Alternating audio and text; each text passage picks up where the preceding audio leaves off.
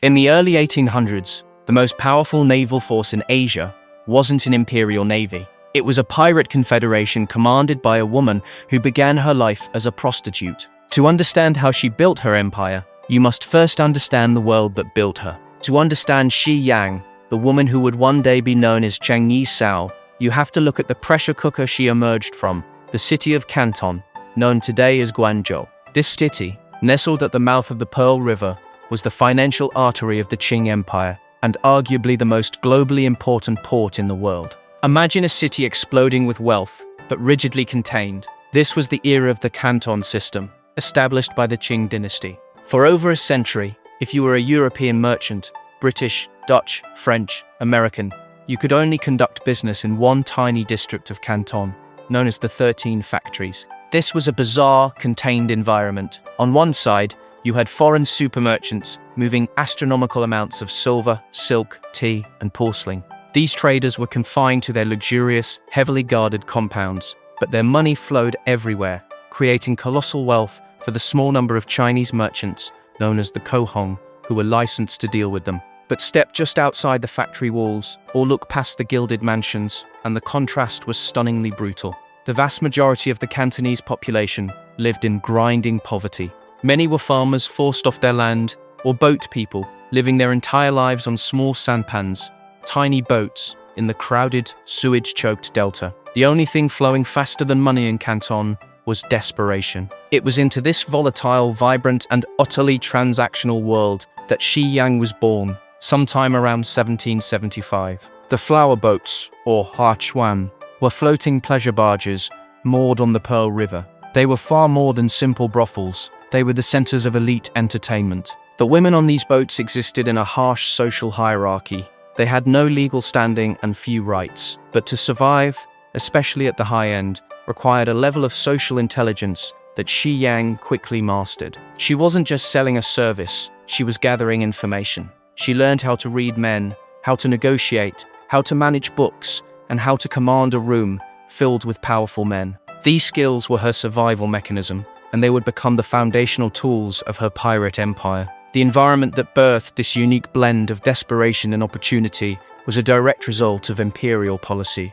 For centuries, the Qing dynasty maintained the Haijin, or Sibem, a policy that repeatedly restricted or banned maritime trade and migration. The Qing court was a land power. They viewed the ocean as a source of chaos, rebellion, and foreign influence. They neglected their navy, letting their coastal defenses rot, focusing instead on internal stability. This institutional neglect created a massive, systemic blind spot. The Qing rulers had unwittingly ceded control of the entire South China Sea, the most important trade route in Asia, to anyone ruthless and organized enough to take it. And one man was already proving himself to be the most ruthless and organized of all, Zheng Yi. The piracy Shi Yang encountered wasn't the romanticized lone wolf kind. It was massive, organized, and politically charged. Historically, it started with desperate fishermen and coastal dwellers turning to brigandry. But the real game changer came from the south,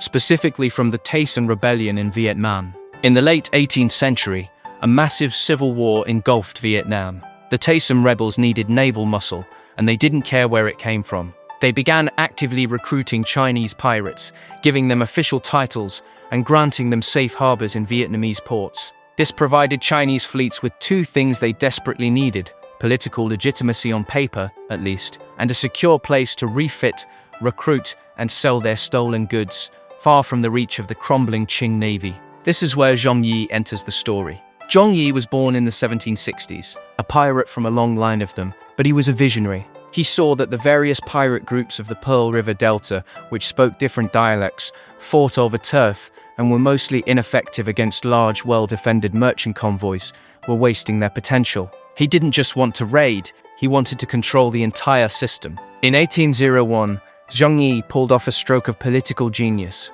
He brought together the 6 major Cantonese pirate factions: the red flag, the black flag, the blue flag, the white flag, the yellow flag, and the purple flag. He didn't defeat them all. He convinced them all that unification meant exponentially more profit and security. They signed a formal alliance, with Zheng Yi designated as the overall commander of the massive Red Flag fleet. He was a brilliant strategist and a master administrator, transforming a loose confederation of gangs into a highly structured, almost military organization. He instilled discipline, organized his forces into squadrons, and, most importantly, established a shared treasury system. This meant that the spoils were distributed based on rank, not simply who won the fight. This unity was revolutionary.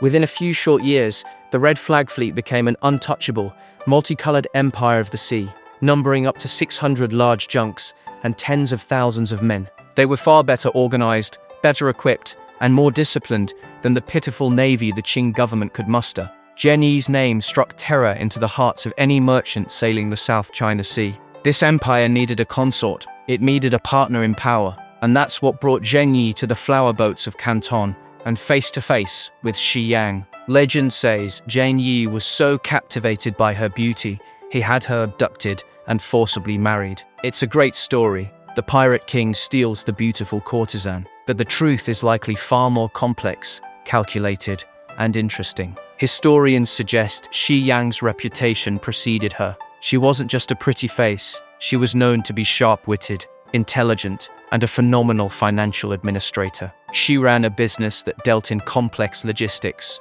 high-stakes finance, and volatile human ego, precisely the skills a pirate fleet needed to grow beyond simple raiding into a true, self-sustaining state. The most compelling version of history suggests she was summoned, or at least strategically pursued, not as a prize, but as a potential partner in business. And if she was summoned, she went into that meeting knowing her own value. This is the core of her ascension. The negotiation that followed the initial meeting, the marriage agreement, was revolutionary. Shi Yang did not ask to be a consort or a figurehead. She asked for power, structured and formalized. Her demands were likely threefold. She demanded to be married to Zheng Yi, but also to have full, joint command of the entire Red Flag Fleet, not just an advisory role. She required a full seat on the Pirate Council of Captains, the ultimate decision-making body of the Confederation. She negotiated a specific large share of the plunder and the right to maintain her own personal fleet and treasury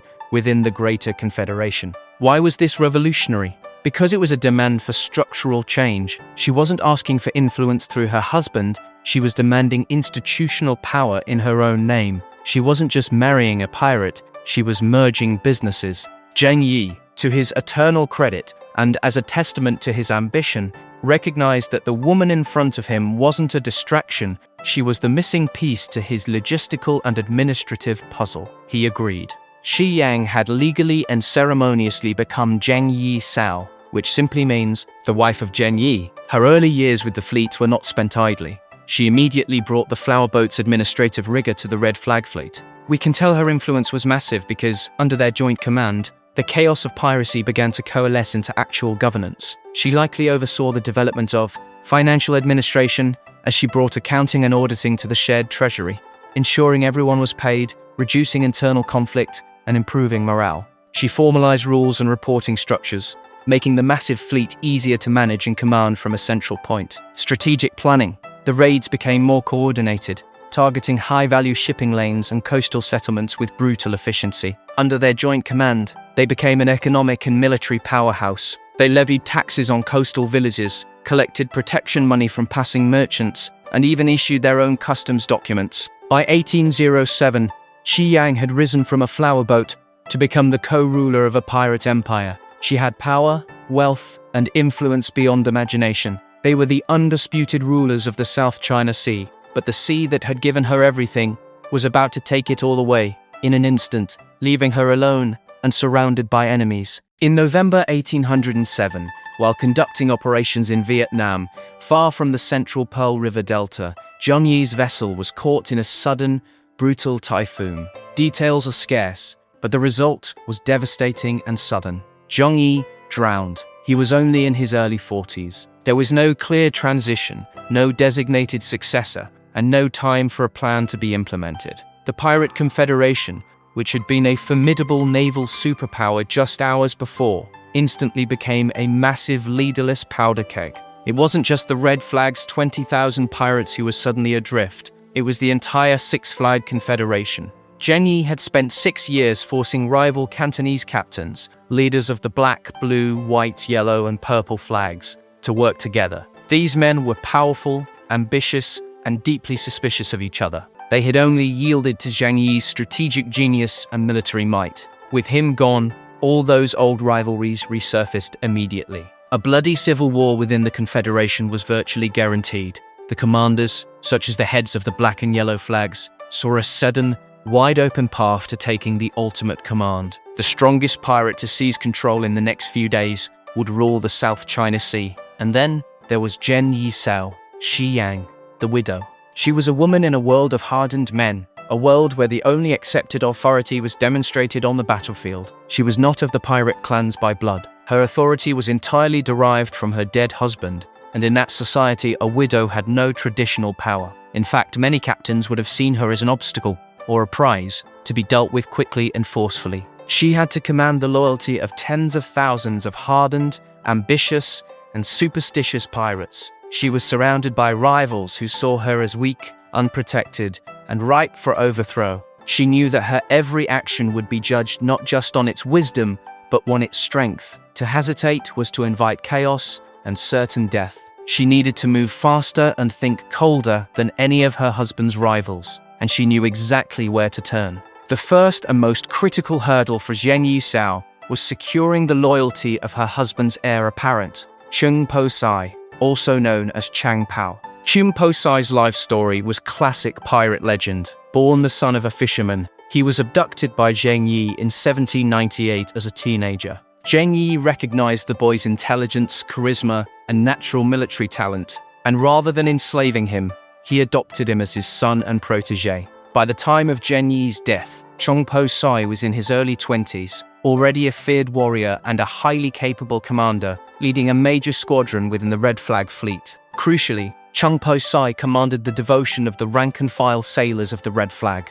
They saw him as one of their own, a man who had risen through merit, a proven fighter, and the natural successor to Zheng Yi. This made him the most dangerous man to Zheng Yi Sao's ambition, but also her only path to survival. Before any of the rival flag captains could make a move, before the news of Zheng Yi's death could fully destabilize the fleet, Zheng Yi Sao forged her strategic alliance with Cheung Po Tsai. This was a masterstroke in political maneuvering. She didn't plead for his help, she offered him power. She understood that while he had the military might and the devotion of the men, she possessed the two things he lacked: legitimacy and administrative control. Cheung Po Tsai, despite being the adopted son, had no formal claim to the supreme command. Zheng Yi Sao, as the deceased commander's wife and co-commander, held the ceremonial keys to the Confederation's treasury, its alliances, and its command structure. The negotiation was simple but absolute. She would share the command equally with him. By securing the loyalty of her husband's most popular and powerful commander, she instantly legitimized her position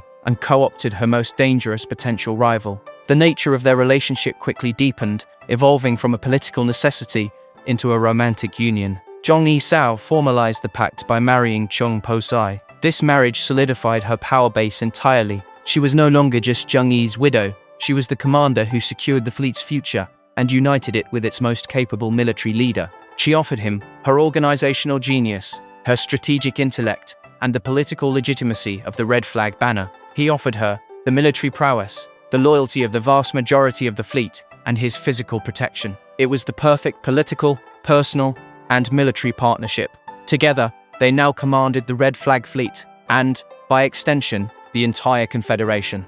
With Cheung Po Tsai at her side, Zheng Yi had secured the top of the chain of command, but she still had a problem: the sheer scale of chaos. She was now nominally in command of roughly 70,000 pirates, spread across hundreds of ships, all operating across thousands of miles of ocean. For all of Zheng Yi's organizational efforts, the fleet was still, at its core, a sprawling, chaotic rabble. Piracy is inherently disorganized, built on individual greed and short-term thinking. Zheng Yi Sao recognized this as a fatal strategic weakness. To survive an inevitable clash with the Qing Empire, the fleet needed to be transformed from a group of opportunists into a disciplined, effective fighting force, an actual army. She achieved this through the implementation of a strict, iron-clad legal code. This code wasn't about morality, it was about pragmatism and discipline. Every rule she implemented had a strategic purpose aimed at eliminating internal conflict and maximizing military effectiveness. The most critical rule concerned plunder.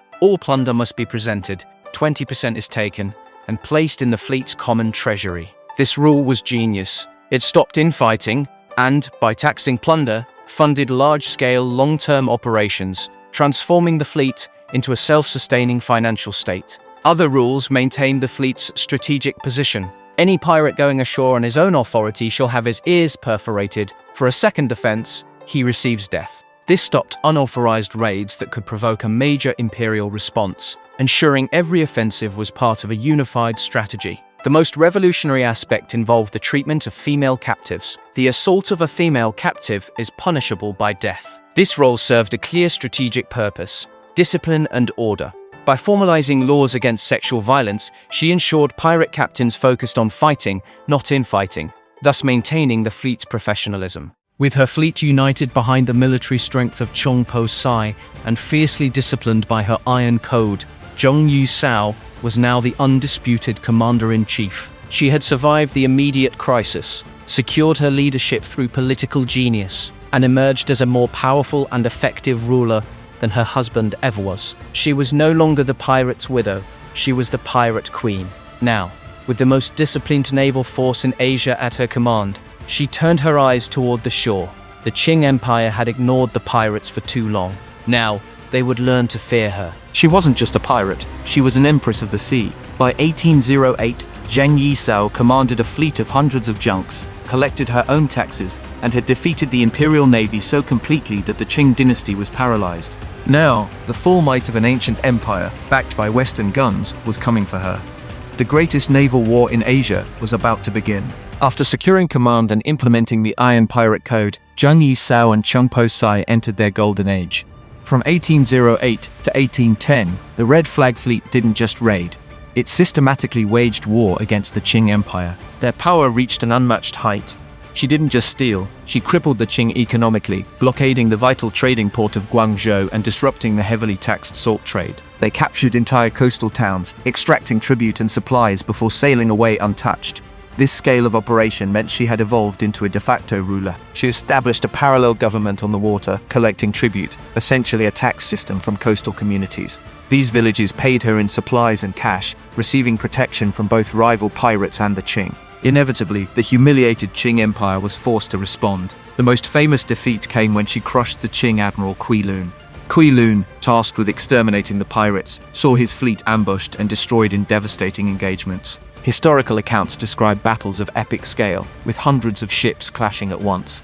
The key was her tactical superiority. Her ships were smaller, faster, and better handled than the bulky, slow imperial warships, which were often poorly maintained and led by incompetent officials. Zheng Yi Sao's captains consistently outmaneuvered and destroyed the Qing forces. Her reign was so absolute that it soon involved Western powers. Treating them as just another rival, she had public encounters with Portuguese ships from Macau and vessels of the British East India Company. In a bold display of force, she captured a Portuguese brigantine, demanding and receiving a large ransom, proving that not even Western naval power could intimidate the Empress of the South China Sea. The Qing Emperor, utterly humiliated, recognized he could not outfight her. The government changed strategy under Governor-General Bai Ling, deciding to outlast her by focusing on cutting off supplies and fracturing her unity. Bai Ling implemented a multi-pronged approach: naval blockade. They built a new fleet and trapped the Red Flag Fleet in Tung Chung Bay near modern-day Hong Kong, aiming to starve her of food and fresh water. Economic warfare. They offered mass amnesty and large rewards to any pirate who would defect, attempting to break her disciplined coalition from within. Hired guns. They paid Portuguese and British privateers to use their superior cannons and European gunboats to harass the Red Flag Fleet. The war culminated in the Battle of the Cheklap Kok in 1809, where the government tried desperately to destroy her. Zheng Yi Sao orchestrated a brilliant breakout under the cover of bad weather, completely evading the Qing trap. The blockades were draining her resources, and defections were beginning to mount. Zheng Yi Sao was undefeated, but she saw the writing on the wall. The Qing Empire could always outspend her. It was time for the pirates' logic to take over. The central mystery is why quit when you're undefeated. Zheng Yi Sao realized that the moment of peak power is the best time to sell. The costly war of attrition meant an empire would eventually prevail. She saw an opportunity to cash out on her own terms. Though the government offered amnesty in late 1809, their initial terms demanded unconditional surrender. Zheng Yi Sao rejected them. She responded with one of the most audacious moves in criminal history. Instead of sending an envoy, she decided to go herself. In April 1810, Zheng Yi Sao, accompanied by pirate wives and children, sailed directly into Guangzhou. Unarmed, She walked into the heart of her enemy's power to meet with Governor General Bai Ling. It was a stunning display of political leverage, daring the Qing to execute her and instantly reignite the war. The negotiation was a masterclass, effectively a peace treaty between equals. Her revolutionary demands were absolute. She and her principal commanders would keep their vast fortunes and plundered wealth for retirement. None of her pirates would have to surrender or kneel before the emperor, a critical matter of honor. They would simply walk away free. Her top commanders, including Cheung Po Tsai, would receive government positions and ranks. Bai Ling, facing a humiliated emperor and an unwinnable coastal war, agreed to nearly everything. The aftermath was historic. In April 1810, the Red Flag Fleet surrendered under a structured agreement. Cheung Po Tsai was made a lieutenant in the Qing Navy, tasked with hunting down other pirates. Zheng Yi Sao, at age 35, retired as an incredibly wealthy free woman. She settled in Guangzhou, opened a wildly successful gambling house, and lived out her days as a respected businessperson, dying peacefully of old age in 1844. Contrast her fate with virtually every other major pirate in history: Blackbeard, Calico Jack, Bartholomew Roberts, who all died violently. Zheng Yi Sao built an empire, challenged the great powers of the world, and then walked away on her own terms. Did she cross the line into dishonor by surrendering her fleet, or was it the single greatest move in a life defined by brilliant strategy? Let me know your final thoughts in the comments, and subscribe for more tales lost in time.